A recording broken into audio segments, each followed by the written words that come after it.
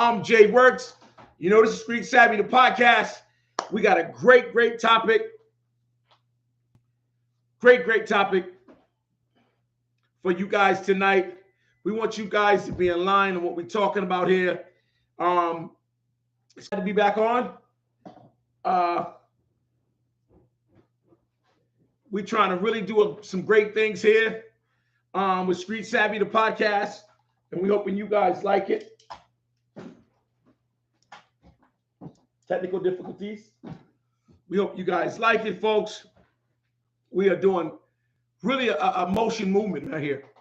What I mean by motion movement, straightforward, folks, with these great topics, with PD Code, Leo season, these great clothing line, as well as a lot of props we doing around here. We trying to get people on this great platform, Street Savvy, the podcast. I hope you guys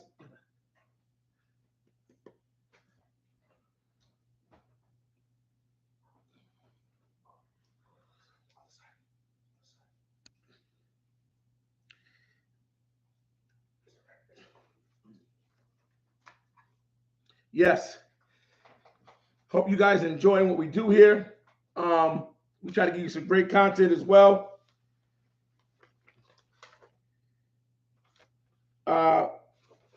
We're going to set it off by bringing you about the migrants. Things been going on. Echo. It's too much echo. Turn the echo off. Yes. Things going on in the community. It is crazy, you know, with these migrants in New York and everywhere that we have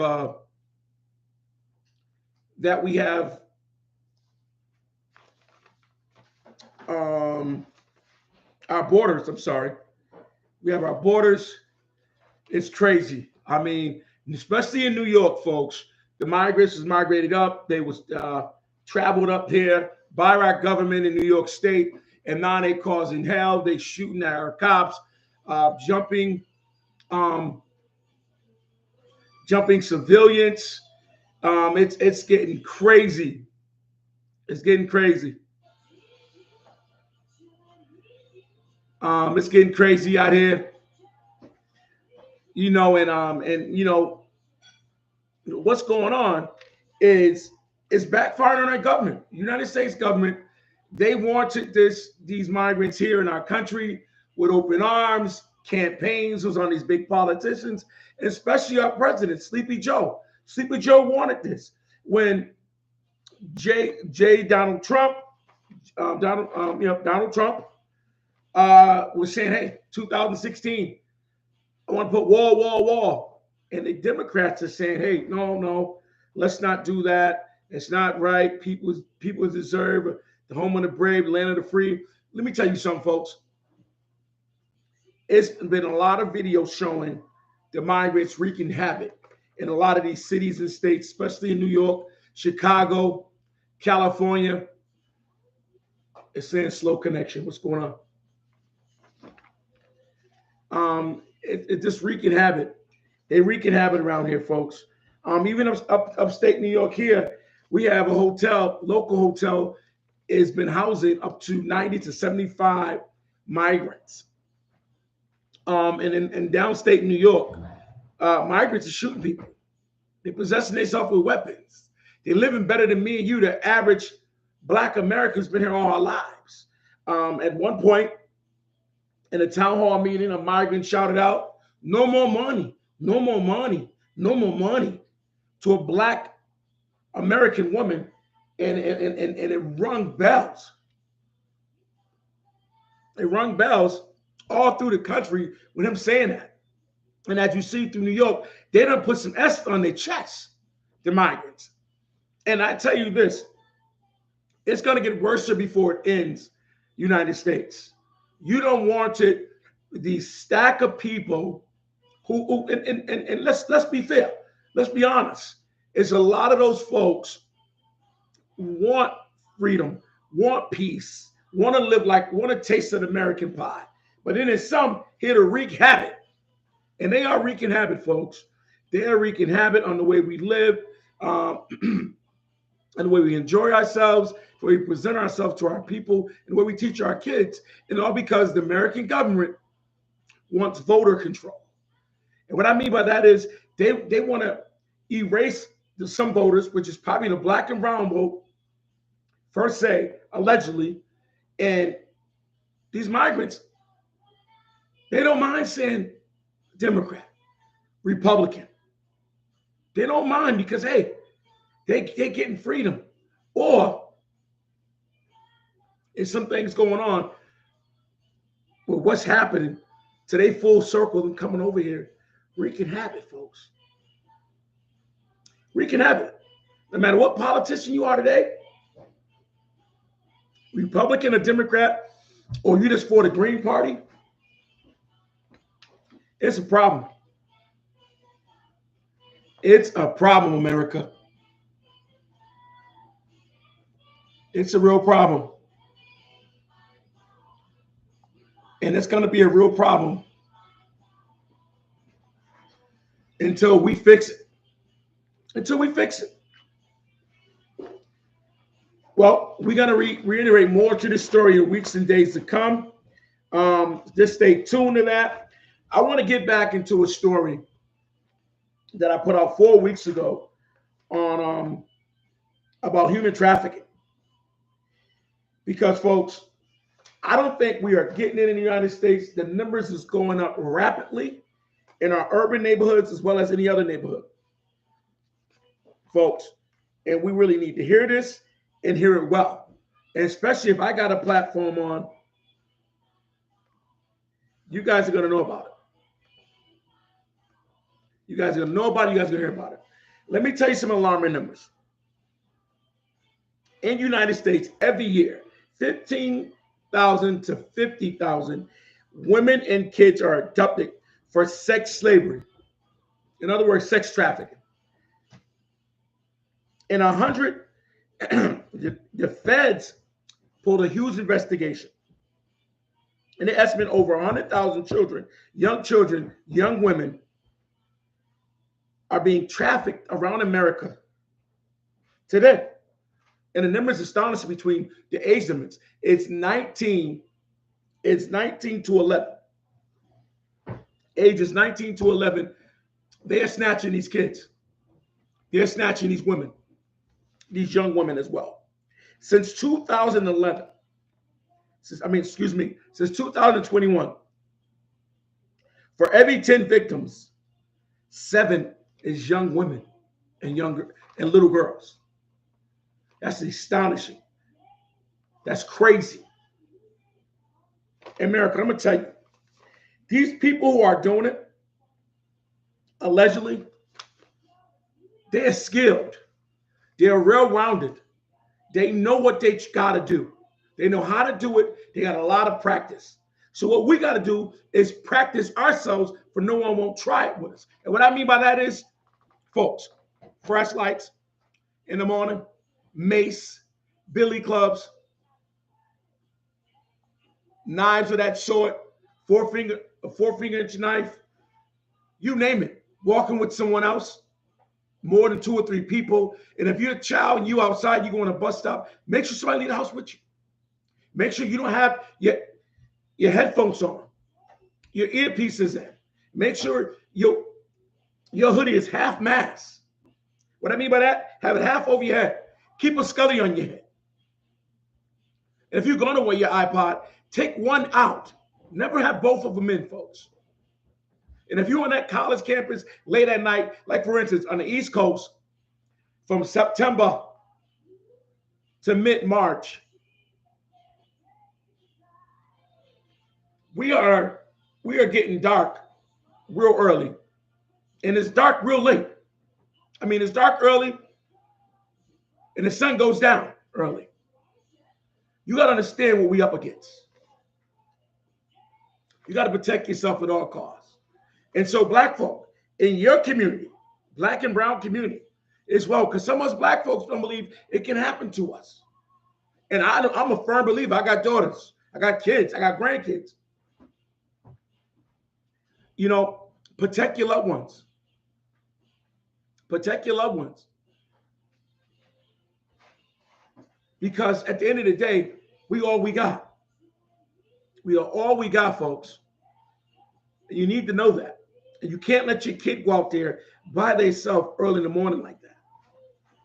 It's ridiculous. It's redundant. It's not a place for it. And you can't complain when you're not a part of the problem, America. You can't. You can't complain when you're not a part of the problem. I mean, not part of, excuse me, a part of the solution. So again, in the black and brown community, 7 out of 10 people that's abducted daily is 7 of black and brown.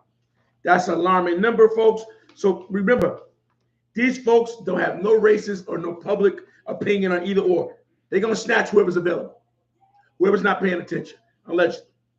Allegedly on these numbers, and that's on the internet. If you don't believe me, go look it up. You can find it on google.com or whatever source you get your information from. Human trafficking is at its finest.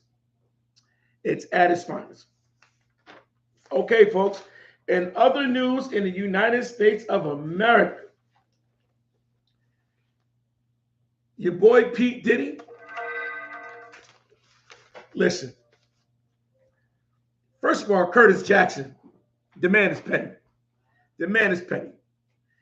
He's been trolling Pete Diddy for years. And allegedly, it's because he named a group after some guys he had beef with called Supreme. This guy is going out his way to troll this man. He got videos beating on people, harassing people, assaults, all sorts of stuff. Curtis Jackson saying he's trolling Pete Diddy Combs. But I'm gonna tell you something, folks, and this is my personal opinion. At the end of the day, none of us is the greatest person. None of us is saints. You understand that? None of us are pastors who got a clean slate. None of us. But what I do want to say is, as far as black and brown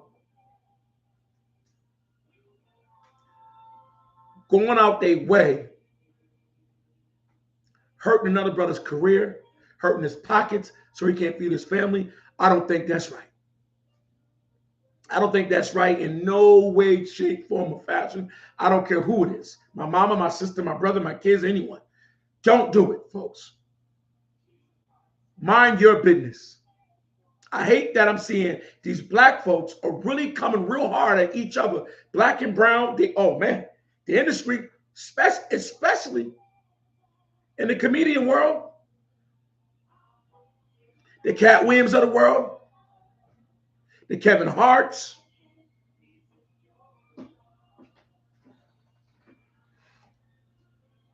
I mean, even a slap was heard around the world.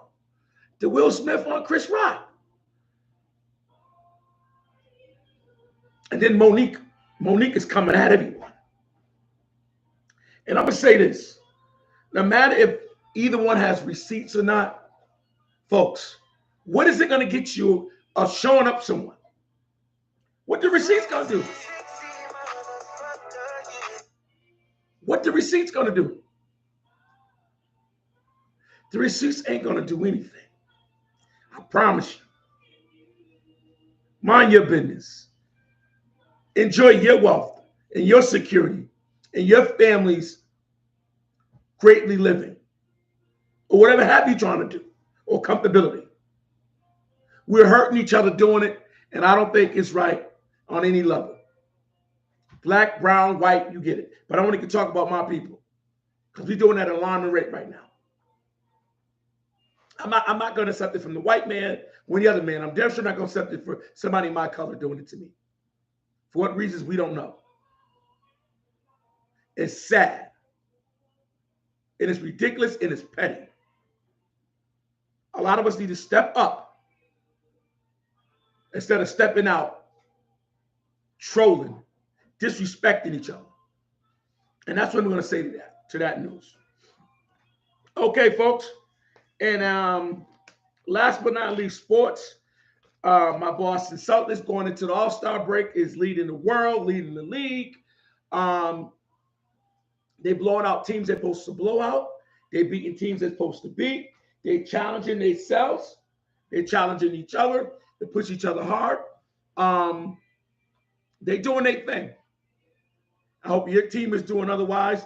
You got the young fellow with the Spurs, the rookie, Victor. He's doing masterminding things. He had a triple-double, folks. He had 40 points, nearly 15 rebounds, and 10 block shots. The kid was out of his rocks, and 5 assists. He's doing legendary numbers at the wingspan and the size he is. The kid is going to be something to reckon with. You mark my word. You mark my word.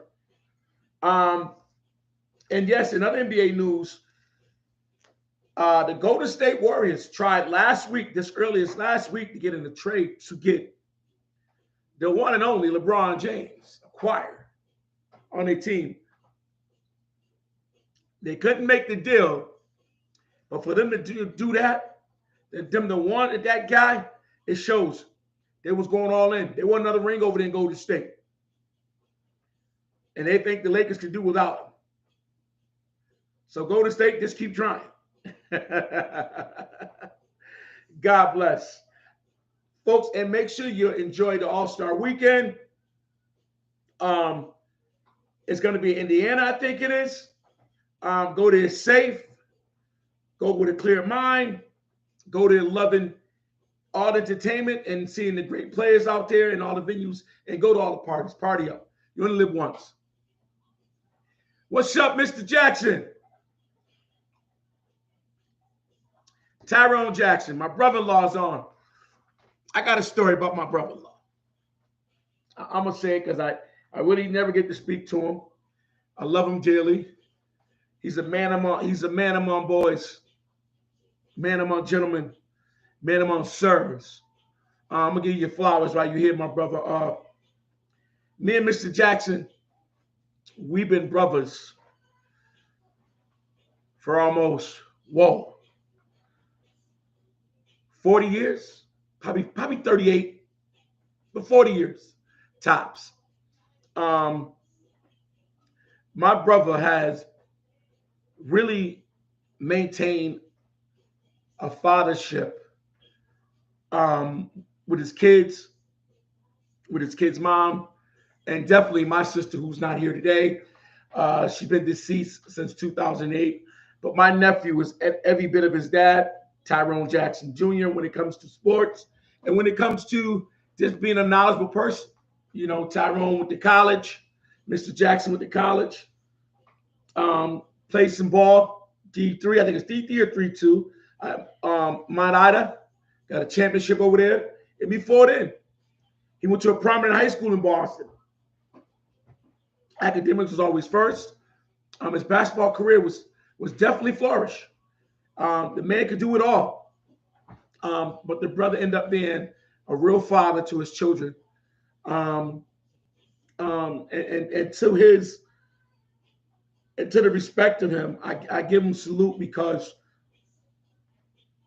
all children, boys and girls, need a dad, and every which way. And this brother didn't run away from being a father to his children. I know that for a fact. And I want to salute him from being there for my nephew, who is a grown man today, working hard, staying out the way, minding his own business, building his own world. And that's what his father did for the most part, the years I known him. And I want to dedicate those comments and those flowers to you, Mr. Jackson. Keep up the good work, bro. Hope to see you soon. Okay, folks. Topic of the day. Have you ever, and I quote, have you ever not let your child see the other parent because of ignorancy, or you just being crazy?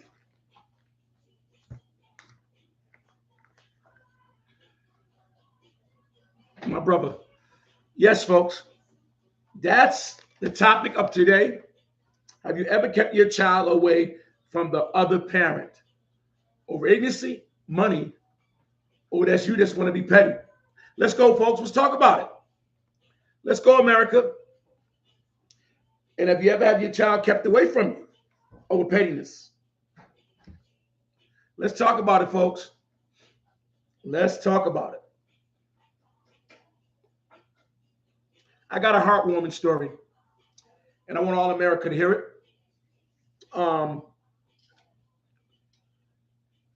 I was dealing with a young girl. Well, I call her young because we're the same age, actually, back in the day. In our neighborhood, Caucasian girl. I'm gonna leave it at that. Spanish, Caucasian. We end up having a baby. Over the years, I leave Boston and started rebuilding my life and becoming a better man, becoming a better father, becoming a better grandfather. The girl ended up doing better, moving out of the city of Boston, moving to a different city, raising our daughter as well as her other kids. I don't know if she had 3 other kids or 2. I don't know. Getting married and doing her thing. About 17 years later, my daughter reached out to me. And as I know of, her mom's family was always telling her, hey, who I was, who my family was in Boston, and who I am and what I do, as far as social media. So the young lady reached out to me. And it still bothers me today because I still have the text messages. And she goes, she tells me her name. She says, my name is Brianna. And she goes, so forth and so forth. And I said, yes, that's me. And she asked me, was her dad? I said, that's as far as I know I am. And I said, if anything, you could blame me because I left the city. Boston was no more good for me. I lost a lot of lives.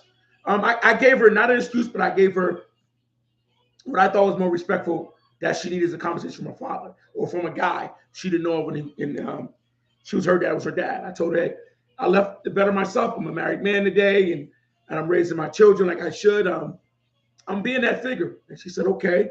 She says, well, I've been hearing that you're my father from my aunts and people around me, and I want to know.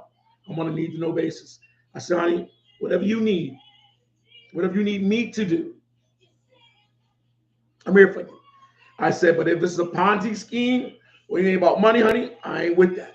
I said, I'll take any type of blood test, swab. I gave her my heart because I never want to be in that situation.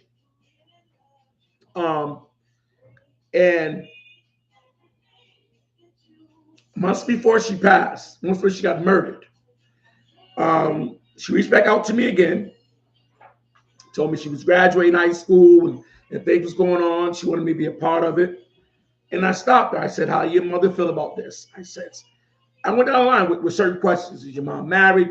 Is somebody else been taking care of you? Is somebody else been your father? Because I didn't want to hurt no situation. You know what I mean? And still let them know who I am so we can better for a relationship. We can build a relationship. And she told me to spill. And I said, oh, well, I'm going to say something to you. I said, if your mom is willing to do whatever, DNA will have you in my life, I'm with it. If not, I'm still with it. I mean, you want to be a dialogue with me, but again, I'm here. I'm here in New York State, and I'm only a phone call away. Several days later, she called me again. She says, out the blue, she said, if you and my father, won't you come here? I said, honey, I just can't jump up and go and come somewhere. I said, I have to make plans because I do have a career, I have a family. She got mad and said, don't call my phone. I don't want to talk to you. A teenager thing. So I took that to the heart. I was like, wow. I know when she was born, I was there. Her mother acknowledged me as being her father, acknowledged my sisters. God bless my sister's soul. She stayed with my sister for several weeks and months as a baby, as a newborn. My family acknowledged her. As well, my brother knew her as well. They had prior situations back in the day as well. Because we all ain't saints. So when the young lady did that, shunned me off, there's nothing more I could do. I reached out to her one more good time just to make sure it was no subtlety behind it. It was no paperwork she wanted me to do. And lo and behold, I'm in the casino. me and a good friend of mine, um, we went out there just to have fun. You know, right middle of the pandemic, and I get a phone call from one of my brothers, my younger brother Kevin, and he goes, "Bro, what you doing?" I said, "None, I'm gambling." "What's up, bro?" "You know, that gambling thing. You don't want nobody bother." He says, "Your daughter's dead, man." My whole world came to stop. And in the casino at the time, they had dividers in between players, you know, because of COVID. And my friend is sitting next to me. And I look over to her because I'm about to bet on the game. I pull my chips back in the middle of the game. The deal looked at me like I was crazy, like I was about to act out on a loss or a win. And I go, "Don't play with me, Kevin." "Who?" "It's one of my daughters." Because I know where all I'm at except for two. Actually, three, because three's in Boston. Let me correct that. Three's in Boston. Unique's in Boston, Portia in Boston in college. I know Unique was working with my granddaughter. And Brianna at the time, you know, I just spoken to her months, you know, she wanted to speak to me. And he was like, "Brianna." And it hit me. I said, "Yeah. How was that? I just talked to her months ago. She told me don't call her anymore or text her." He said, "No, she's dead." I said, First, I said, "How do you know?" You know, not to question his word, because I love all my brothers and sisters. You know, but I ain't around them no more. I don't see them highly anymore. I'm in a different city, different state, different mindset as well, but I love my siblings. And he goes, "She was coming up from Florida and she was in a car crash." I'm like, "What? I thought she was in Syracuse." I said, "Yeah, she was going to school down in Florida. Some students, some friends were in the car. It was four of them. A trucker hit them and killed them all." And he said it so suddenly. He said, "I'm going to go talk to her family. Call me when you get here." That's my brothers. I mean, and no matter what, my brothers, my sisters, we don't got to see each other for days and weeks and months to come. But when I tell you folks, it'd be like yesterday. And no, we don't know each other's business. No, we don't get each other's business because we all adults. We all grandparents. Me and my siblings are all grandparents today, except for my youngest two siblings. And it hit me, and he was on his job. He was on his job. My little brother Kevin was on his job. He alerted his big brother what time it was with his daughter. And when I tell you folks, it was like weights just plowing down on me when I heard that. Even though I didn't have a relationship with this child, I knew of the situation. I knew of the part that I played in it years ago. At the time, it was about 20 years. And I knew what me and her spoke about and what we didn't have, what we was going to start to, or not. It pounded me because I'm a man first, and I love all my children the same. I have a great relationship with either one of my children, especially my daughters.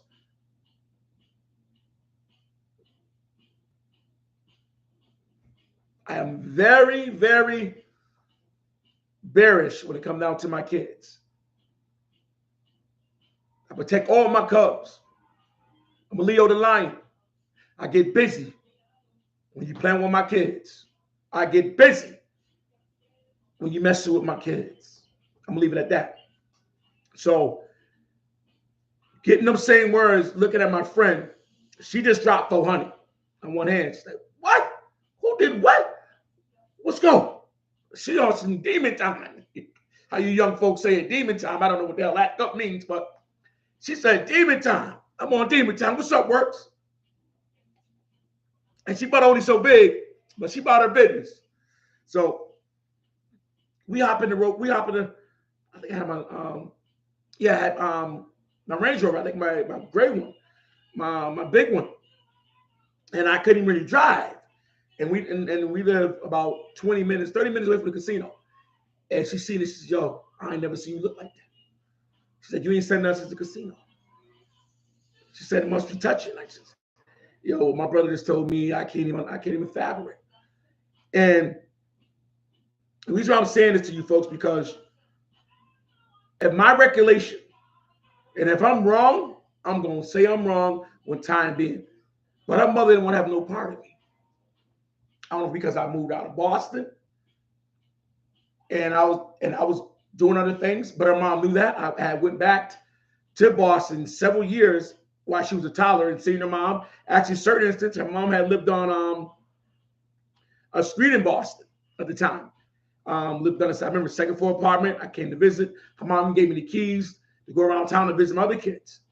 At one point, you know, and it just, she lived off of Geneva. My mother lived off of Geneva Ave.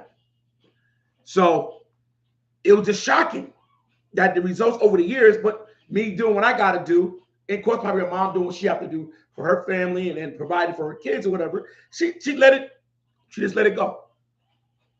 But in my heart, there's no woulda, coulda, shoulda, because God took her on to greater pressures, and she's working with God in heaven. So, but it kind of stick with me because I feel like my heart, her mom did that, and whatever reason was for, I don't know, and I think I will never know, because me and her mom haven't spoken. We don't speak.